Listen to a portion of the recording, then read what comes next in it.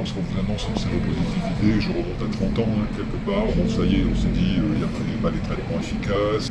On regarde soi-même, se dit, bon, à quel moment ça peut arriver, est-ce que j'ai fait les choses dans les règles de l'art? D'abord se culpabilise soi-même et on cherche un petit peu à savoir où est-ce qu'à un certain moment il y a pu avoir un accident sur le préservatif ou non-port de préservatif. On revient il y a 30 ans en arrière, où les campagnes de prévention comme il y a aujourd'hui étaient beaucoup moins actives qu'il y a aujourd'hui, beaucoup moins d'informations. Bon après on se fait une raison. On se dit, ça y est, bon, la médecine a parlé, et puis, après, maintenant, qu'est-ce qu'on fait? Donc elle est là, et c'est vrai que, en général, les médecins et le personnel soignant vous rassurent et vous expliquent un petit peu ce nouveau parcours de personnes vivantes avec le VIH, de savoir bon, les traitements, les soins, les nouveaux mots à prendre, les nouveaux dialogues. On attend que les traitements soient efficaces. C'est vrai qu'il y a 30 ans, les traitements n'étaient pas aussi efficaces qu'aujourd'hui. Il y a 30 ans, c'était 15 cachets le matin, midi et soir. Aujourd'hui, il y en a un seul par jour.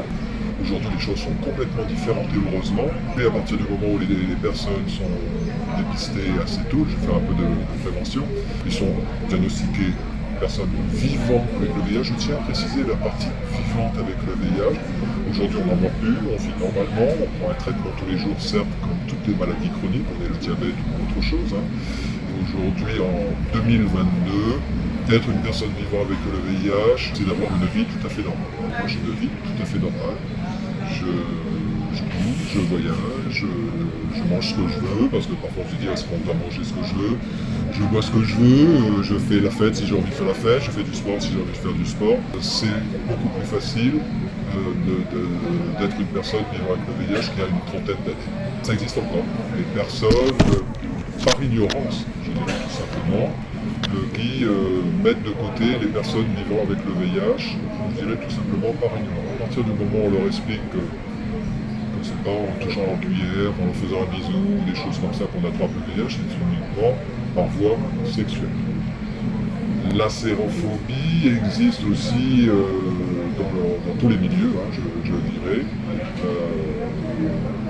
professionnels, mais encore une fois, je mettrais ça beaucoup plus sur l'ignorance que vraiment le fait que ces personnes... Voilà, l'ignorance. Je dirais l'ignorance de la maladie et de la transmission de la maladie. Il y a pas mal de situations vis-à-vis de certains dentistes, par exemple. Je ne dis pas tous. Là aussi, bon, je ne sais pas pourquoi, parce que le dentiste, on n'a pas de relation sexuelle avec notre dentiste. Bon, on puisse l'informer très bien, mais on n'est pas, à mon avis, obligé d'informer notre dentiste de notre sérologie. Après, ici à La Réunion, je dirais la plupart des personnes qui vivent avec le VIH, si vous voulez, n'en parlent pas tout simplement, comme ça il n'y a pas de sérophobie. Donc c'est plus facile de ne pas en parler, de le garder pour soi, pour éviter justement d'être discriminé tout simplement par rapport à leur statut sérologique de VIH.